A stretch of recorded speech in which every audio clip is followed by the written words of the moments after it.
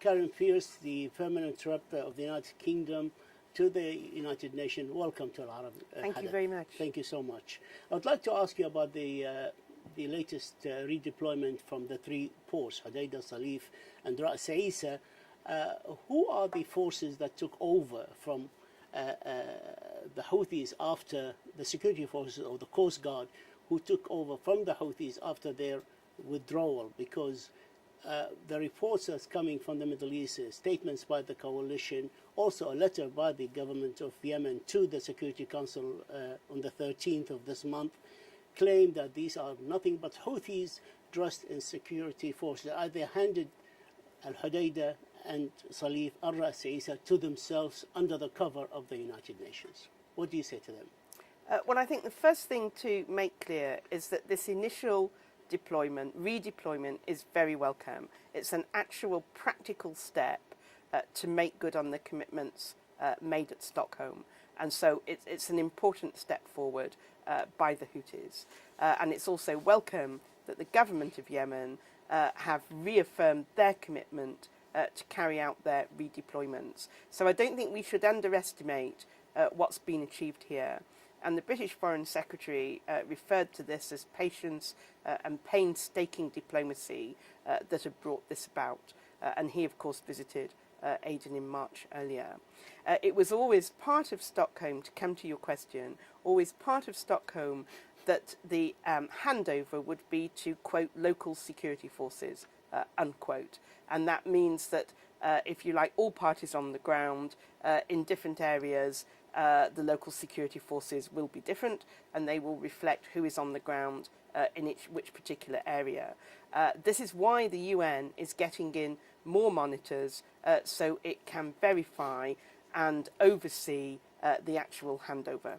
But with all due respect, Madam Ambassador, there have been a disagreement about the constitution of these security forces. And today we heard Martin Griffiths at the Security Council saying that negotiations will continue about the composition of these security forces, i.e. it's not final. This is not the final constitution of the security forces to be in the three ports.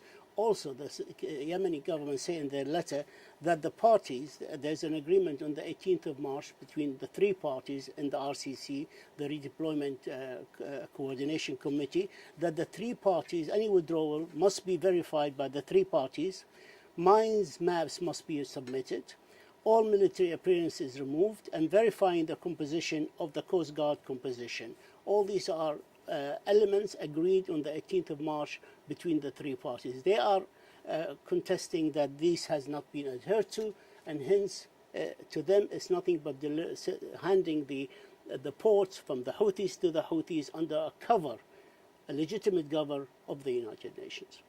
Well, as the Special Envoy said, the important thing is to increase the level of confidence on the ground, and that includes the composition of the local security forces. So the UN General Lawler's Guard will be working day and night to make sure that happens. I think actually it would be good for the parties to rally to General Lawler's Guard and follow his direction about what on the ground is sufficient to make these redeployments a success. The important thing now is to move on to phases 1 and 2 in total, and then allow Martin Griffiths, the Special Envoy, the space to get on with working on the path to the political solution. I go back to what you just said, Madam Ambassador, that the Stockholm Agreement came about to create confidence, mutual confidence between the two parties. But from what we hear on the ground and what we hear from the government, actually the confidence is eroded because they believe that this is a ploy by the Houthis to hand over these ports to themselves, again under the cover and the auspice and the legitimate presence of the United Nations. So the confidence is not being served here. Well, I would appeal to everybody to rally to General Lawler's Guard and to take his direction on the redeployment. It's good news that it's started. We look for phases 1 and 2 to be completed. I think that's the most important thing. On the talks in June, the 14th of June, I think, the economic talks in Amman, what are the financial plans that the UN foresee for these talks, and who is where's the the money from the post going to be deposited? Is it in the Hodeidah Bank or is it in the central bank in Aden? Because the Hodeidah Bank is under the control of the Houthis. Well, the economy of Yemen is one very important part of resolving this conflict, because the situation, as you know, is so dire on the ground, and Yemen government's financial situation is in a very difficult position, and this is impeding access by the Yemeni people as well as the government to commercial supplies. So although there is a humanitarian problem in the country, they also need a very large volume of commercial supplies of food, fuel, medicines to come in to keep people alive, to keep the country running. So we desperately need to do something about the Yemeni economy. I don't think it has yet been finalised where exactly the money will go, but it is certainly the case that action needs to be taken to stabilise the Yemeni currency, and that we need the foreign exchange reserves to be unlocked. As I understand it, there is money from the Yemeni central bank still in Saudi Arabia. The Saudis have released some of that money to help stabilise the currency and the foreign exchange reserves. We need more of that, and we need the countries themselves who are involved to start working out a proper economic plan. How do you see this money controlled? Is it going to be controlled by the United Nations? Because if it's deposited in the bank, central bank of Hodeidah, which is controlled by the Houthis, it will be controlled by the Houthis alone. Is the United Nations going to play a central part in controlling the funding of this, and the spending of this money? Well, it's not unprecedented for money to go into two banks, as it were, at the same time, and then come together in accordance with progress on a political solution. But what the United Nations are trying to do at the moment is work out under what circumstances they themselves could have a greater say in how the money is kept and monitored and dispersed. This is less straightforward than it appears, because the UN rightly has a lot of important accounting rules that need to be followed. But as I understand it, the UN are now urgently working on this issue to see how they can best help. The total numbers of monitors, as we understand from the UN, is about 15. It has been approved, 75 monitors have been approved in January to be sent, yet we only have 15, and which is by any standard not a big enough number to oversee such a large redeployment and to make sure it's transparent and above board. Why is this delay? The main reason, I think, is access, and particularly visas. And the UN has been working with the parties and with those who have influence on the parties, particularly one of the parties, to get all these visas issued. Because you are quite right, we need the number of monitors to increase.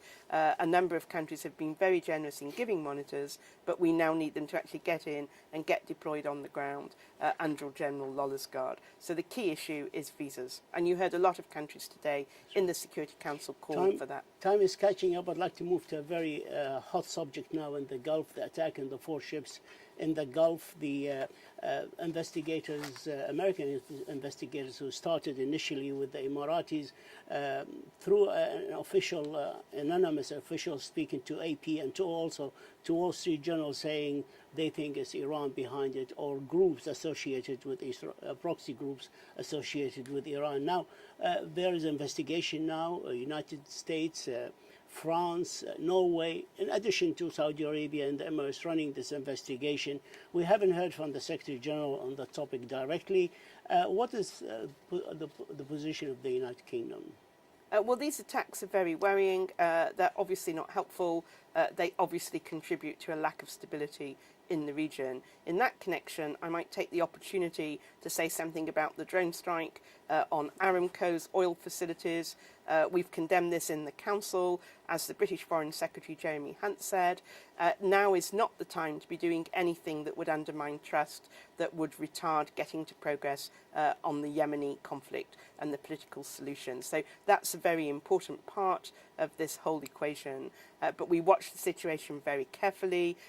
We continue to be concerned. We continue to stay in touch with our close partners. But is this a behavior of a group with just unilaterally withdrew from 3 ports, trying to build confidence with the other party to go and bomb a major facility in Saudi Arabia, as they themselves, through their televisions and radio-controlled media, have admitted to doing this? Well, as I said in the Security Council, we both welcome the initial redeployment of the Houthi forces from the 3 ports, but at the same time, this is not the time to be doing attacks. It's provocative, it doesn't help the cause of peace, it risks getting in the way of the Special Envoy making progress, and that's extremely important. How concerned are you about things going out of hand in the Gulf concerning the Americans? Today have asked their initial essential staff only to stay in the embassy in Baghdad. They asked Americans in the Middle East to keep a low profile.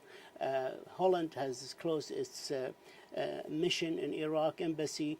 There are more build-up, and it could be a war that could start inadvertently between the parties. How concerned is the United Kingdom about the situation there?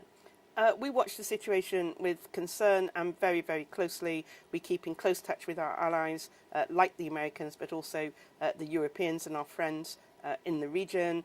The risk of miscalculation is a serious one. But as I say, we monitor the situation carefully. I think fundamentally a lot of this goes back to the destabilizing activities of Iran in this region.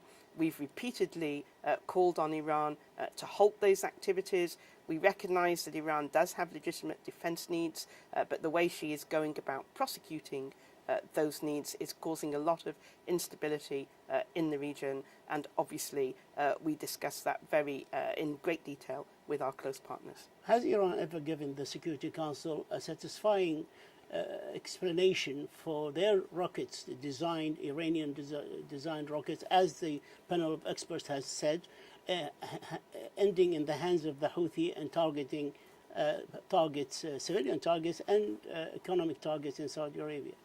This continues to be a very serious concern of the Security Council, and it continues to feature in Secretary-General reports. As you know, the Security Council itself does not quiz countries on what they do. That's more the sort of work that the panel of experts do, but this continues to be of great concern to us. Libya, I'd like to move to the question of Libya. There's a briefing the 21st of this month in 6 days where Ghassan Salama is going to be presenting the latest on the situation there. Are you preparing a resolution? Your resolution, the first one, has died down in the Security Council, or put on hold, as you put it. Are you preparing a new resolution to ensure support to the effort of Ghassan Salama and the return to the negotiating table? Well, we want to hear from Mr. Hassan Salameh when he comes to brief the Council next week. We want to test the appetite of all members of the Council for a united resolution because we think it's important to send a unified message at the current time. But then what we will do, if we judge that the time is right, we'll take the original resolution, we'll bring it off hold, we'll update it, and then we'll discuss it with Council members. But we haven't taken a decision to do that yet. Will you be asking for unconditional ceasefire, or are you going to ask, like you did before, all forces to go to their starting points? Well, things have moved on since the original April statement that I think you're referring to. Yes. I think we'll have to see exactly what the situation is on the ground.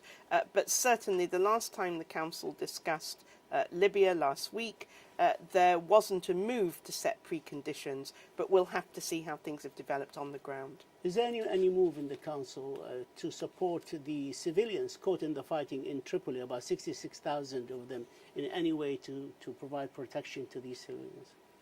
We did hear a very detailed briefing from OCHA on what was happening to the civilians, and that is now very firmly on the Council's radar. And I would expect if there is a Security Council resolution, and as I say, we haven't got a final decision on that, if there is another resolution, this will feature prominently in that resolution. But at the moment, certainly there are no plans to put in a peacekeeping force to protect civilians. However, that doesn't relieve the parties on the ground of their responsibility to take every measure they can to ensure civilians are protected, not targeted, and the same goes for medical facilities and schools. The French President Emmanuel Macron has met with the President of the Presidential Council, Sarraj, and also will meet with Commander Khalifa Haftar. Do you have faith that this initiative, or do you hope that this initiative to have a ceasefire will succeed, and does it have a chance to succeed? We support the French efforts. This is right to talk to the parties and try and help Mr. Salamé find a route back to the national conference and the political process. I don't want to prejudge whether it can succeed, but I think it's incumbent on everybody working on this dossier to do whatever they can with the parties to get us back to that political process. Are there any other moves in the EU beside the French initiative to find a way to return to the negotiating table and to revive the UN peace plan for Libya? Well, of course, the situation in Libya is of great concern to the European Union, not least because of the migration crisis that flows from it. So the EU watches the situation very carefully. Ministers discuss it at the Foreign Affairs Council. I'm not aware of any immediate concrete steps from the EU, but I think everyone will take stock once we hear how President Macron got on. You are the pinholder on Sudan as well. The latest, there have been some shooting outside the Transitional Council, Military Transitional Council, and 6 people have been killed, 1 officer has been killed, and they have reached some sort of agreement of 3 years for a transitional period. Do you think this will be acceptable to the African Union, who gave them 3 months? And also, do you have hope that the process will work and that the Security Council will not have to interfere in Sudan? I don't characterise what the Security Council does as interfering. It helps, and it helps bring about the maintenance of international peace and security. Okay. So I think Wrong that's word, an wrong important word, point for your viewers.